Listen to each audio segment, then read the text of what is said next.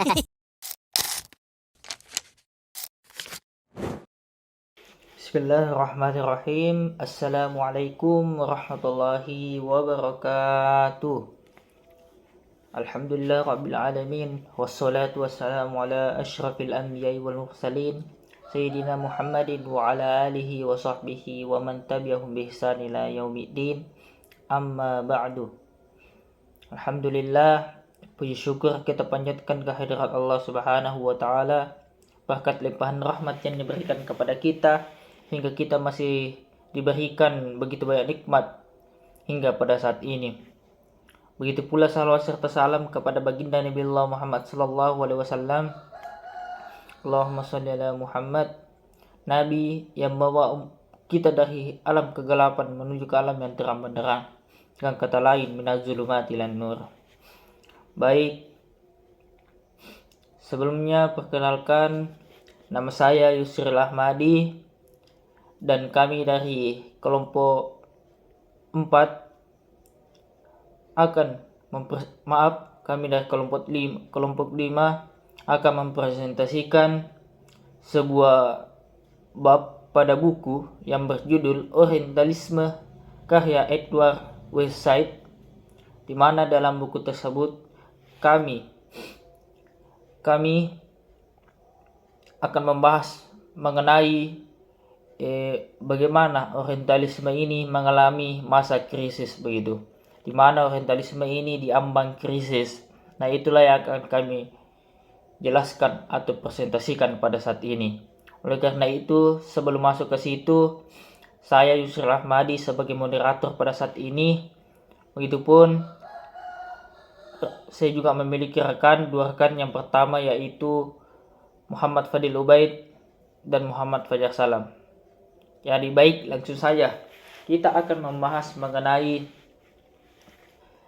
pertama-tama tentu Edward Said atau penulis buku dari Orientalisme itu sendiri melalui karyanya yang monumental ini menggambarkan bagaimana paradigma Orientalisme menjadi sebuah cara pandang dunia barat terhadap timur begitu.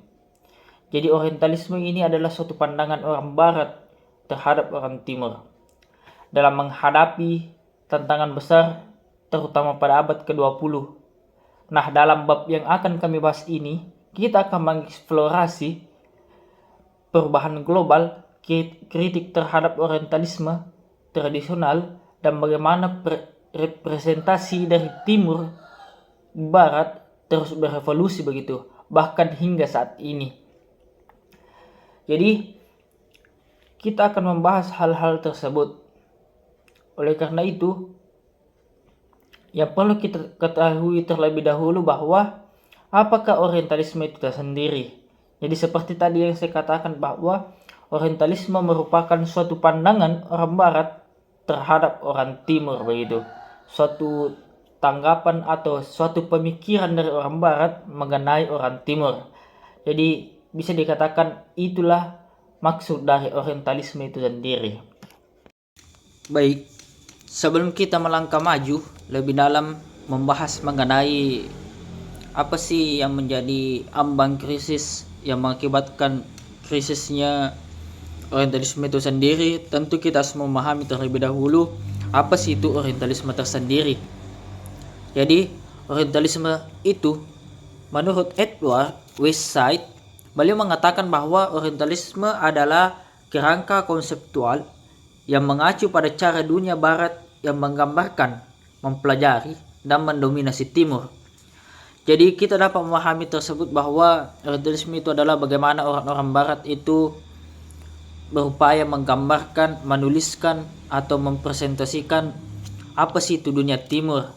Bahkan dalam mempresentasikan tersebut atau menjelaskan tersebut, di situ ada keinginan barat untuk menguasai dunia timur dengan cara pemikiran mereka.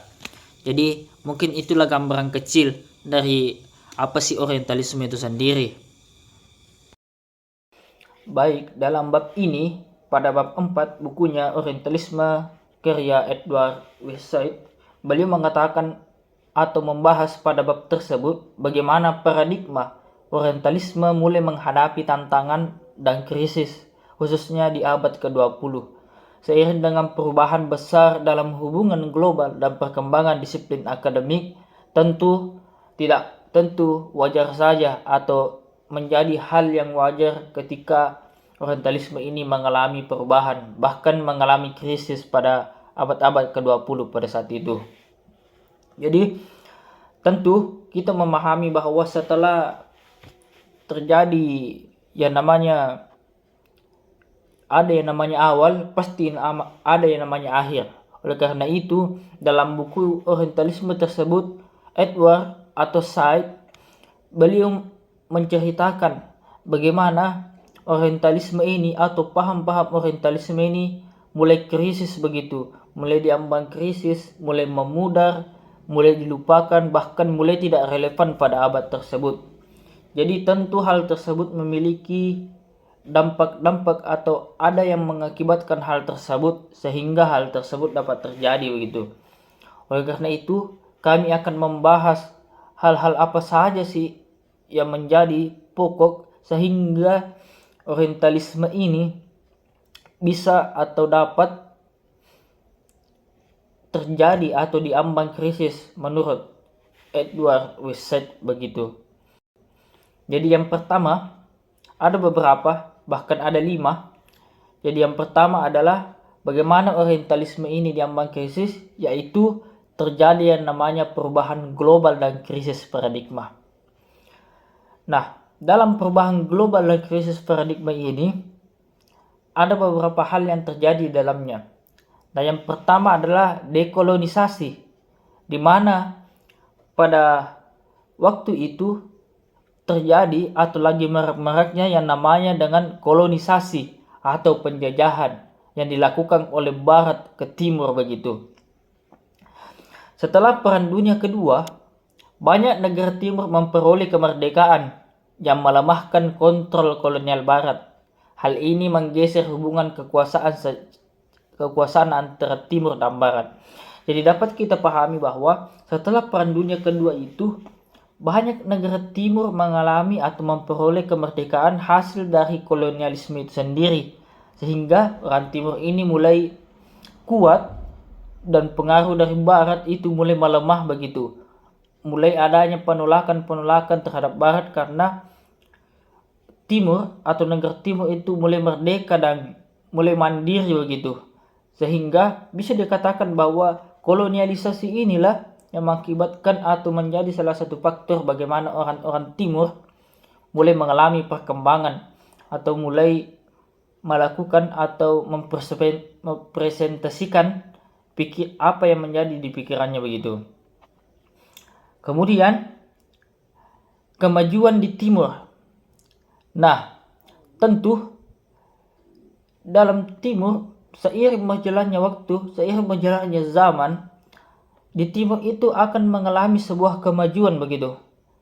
Nah, negara-negara Timur pada saat itu mulai menunjukkan kemampuan mereka dalam ilmu politik, ekonomi, budaya yang meruntuhkan stereotip lama tentang interioritas Timur begitu. Jadi pada saat itu orang-orang Timur itu mulai menampakkan diri atau sudah banyak orang-orang Timur yang merasa bahwa kita ini telah dibodoh-bodohilah oleh orang Barat. Sehingga banyak orang-orang Timur telah menampakkan diri tentang kemampuan-kemampuan mereka, tentang pikiran-pikiran mereka mengenai politik, ekonomi, dan budaya pada saat itu. Yang dimana pada saat itu hal tersebut dikontrol oleh orang-orang Orientalisme, orang-orang Barat terhadap orang-orang Timur begitu. Sehingga dengan kemajuan di Timur dapat mengakibatkan atau berefeklah terhadap krisisnya Orientalisme itu sendiri, karena orang-orang Timur mulai sadar, mulai paham, atau orang-orang Timur mulai tahulah tentang politik, ekonomi, dan sebagainya, seperti hal lain dengan orang-orang Orientalisme itu sendiri, sehingga bisa dikatakan banyaklah terjadi penolakan terhadap Orientalisme itu sendiri.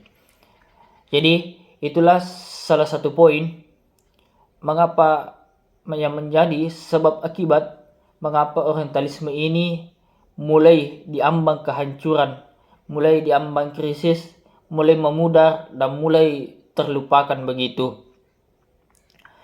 Baik, mungkin itulah yang sempat saya paparkan dan tentu akan dilanjutkan oleh rekan saya yang bernama Muhammad Fadil Ubaid. Oleh karena itu, saya persilahkan kepada beliau dengan hormat. Baik, terima kasih kepada moderator untuk atas kesempatan yang diberikan kepada saya. Saya akan sedikit menjelaskan poin-poin dari materi saya.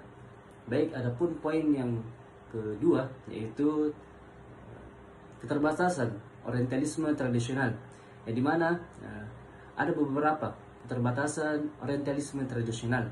Yang pertama itu ada bias akademik, yang dimana bias akademik ini dalam studi orientalisme dapat muncul dalam berbagai macam bentuk, termasuk ethnocentrism atau ethnocentris yang menilai budaya timur dari perspektif barat, menganggap budaya barat sebagai standar. Kemudian yang kedua itu logocentrism, yang dimana menebihkan teks dan bahasa tertulis, mengabaikan bentuk pengetahuan lain seperti tradisi lisan dan budaya material. Kemudian ada ponocentrism, yang dimana ponocentrism ini melebihkan bahasa lisan dibandingkan dengan bentuk komunikasi nonverbal.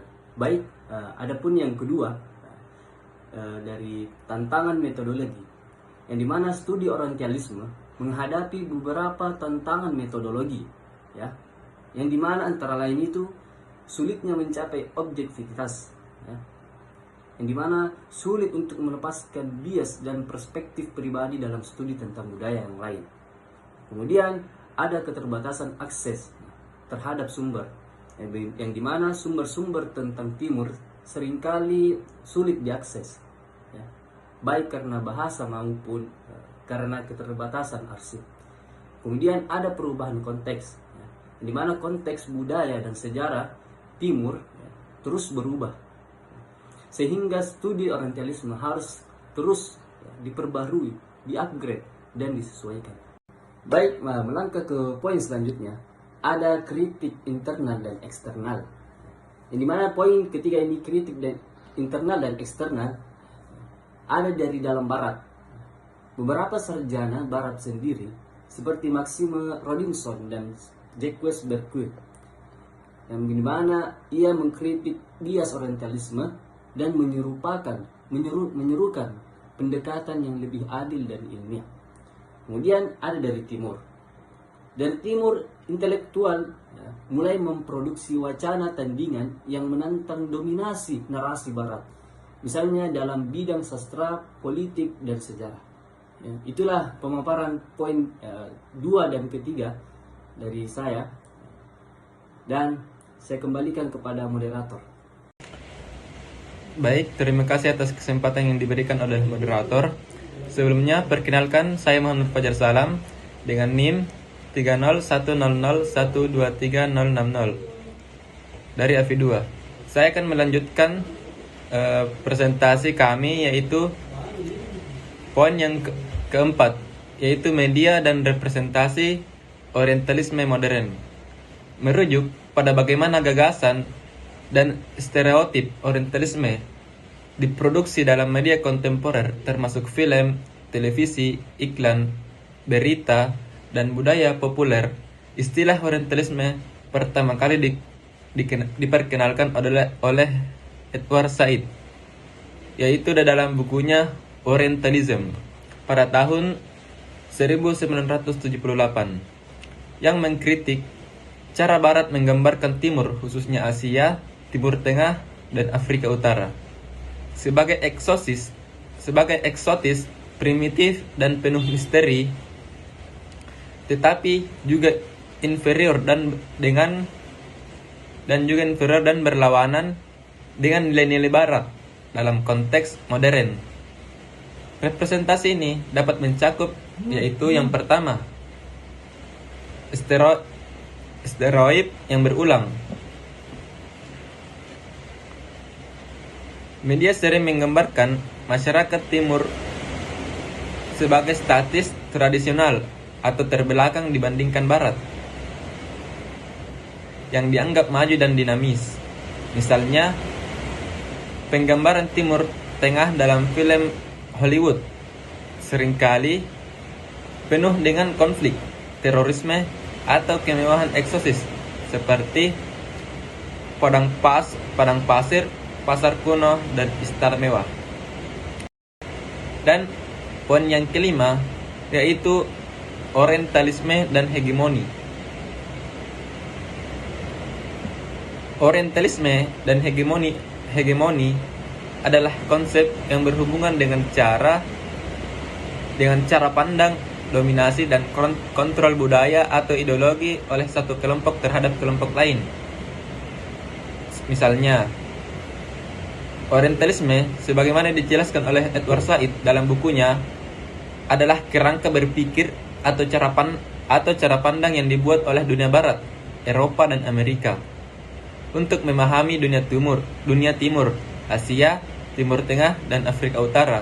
Dalam kerangka ini, Timur seringkali digambarkan sebagai eksotis dan misterius.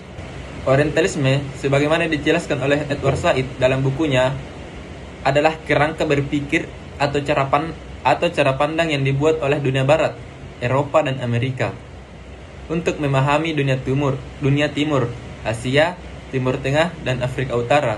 Dalam kerangka ini, Timur seringkali digambarkan sebagai eksotis dan misterius.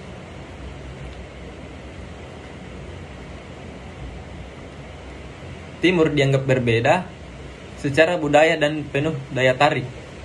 Yang kedua, primitif atau terbelakang, berlawanan dengan Barat yang digambarkan sebagai modern, rasional, dan maju. Dan yang terakhir adalah berbahaya atau membutuhkan pengawasan. Timur sering digambarkan sebagai wilayah konflik, tidak stabil, dan membutuhkan intervensi Barat.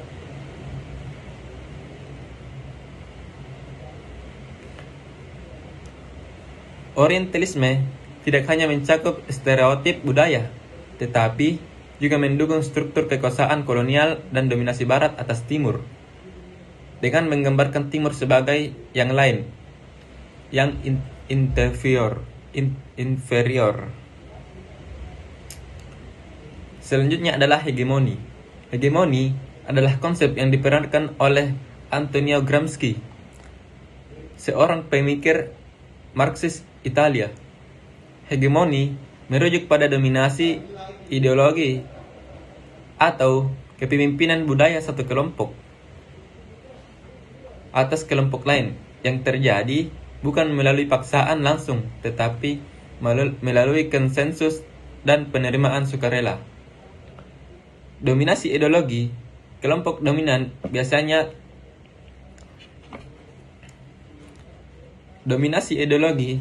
atau kelompok dominan biasanya kelas penguasa atau negara, membentuk nilai-nilai norma dan pandangan dunia yang dianggap wajar atau alami oleh masyarakat umum.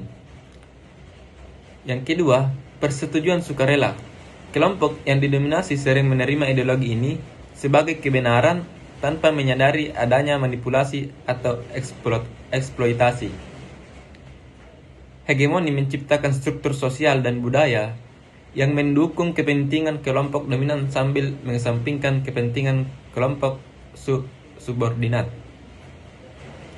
Baik, mungkin itu saja yang dapat saya sampaikan. Saya kembalikan kepada moderator. Baik, itulah tadi pemaparan materi mengenai tugas kelompok kami, kelompok 5, dalam mata kuliah orientalisme itu sendiri. Yang dimana itulah tadi 5 poin pokok atau bisalah diringkas mengenai hal-hal yang mengakibatkan sehingga orientalisme ini mengalami atau bisa dikatakan diambang kehancuran. Karena beberapa hal, faktor, baik itu faktor internal maupun eksternal yang mengakibatkan orientalisme ini mulai tidak relevan lagi pada saat itu. Nah, sebagai kesimpulan pada saat ini, kita dapat menyimpulkan bahwa orientalisme kini menghadapi krisis karena kritik terhadap bias Barat begitu. bukan hanya pihak barat, tapi pihak timur pun bahkan mengkritik orientalisme itu sendiri. Tuntutan dekolonisasi ilmu dan tantangan globalisasi. Nah, pendekatan tradisional yang sering dianggap selalu stereotip, menyederhanakan kompleksitas timur, dan gagal merefleksikan keragaman budaya.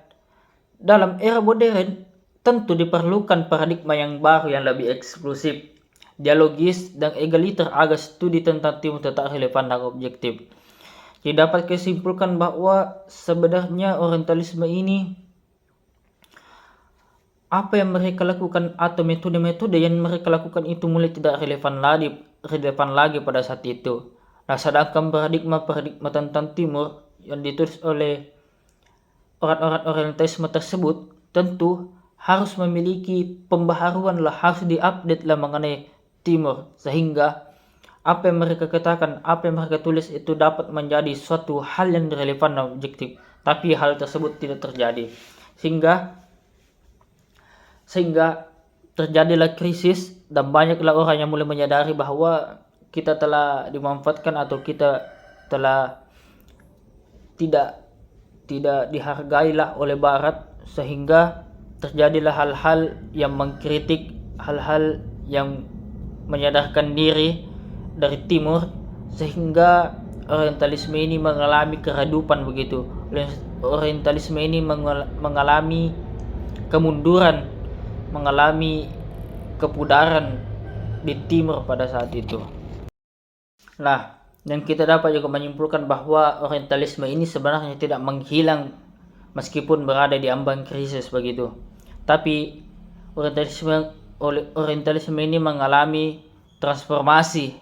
Narasi baru terus diproduksi untuk mempertahankan dominasi barat atas timur. Meskipun resistensi dari timur semakin kuat begitu. Jadi sebenarnya walaupun di ambang krisis, orientalisme ini tetap berusaha memperbaharui, mengupdate diri mereka sehingga dapat mempertahankan dominasi mereka, yaitu orang barat terhadap timur. Akan tetapi perlu kita ketahui bahwa tentu ada kemajuan, tentu suatu saat akan ada transformasi, seperti halnya timur mulai mengalami perkembangan dan timur semakin kuat pada saat itu, sehingga dominasi barat mulai ditekanlah terhadap timur. Dan orientalisme ini bukan hanya sekadar paradigma tersendiri, tapi ada begitu banyak hikmah atau pelajaran dapat diambil dalam apa yang mereka tulis, apa yang mereka katakan, dan metode-metode yang mereka lakukan.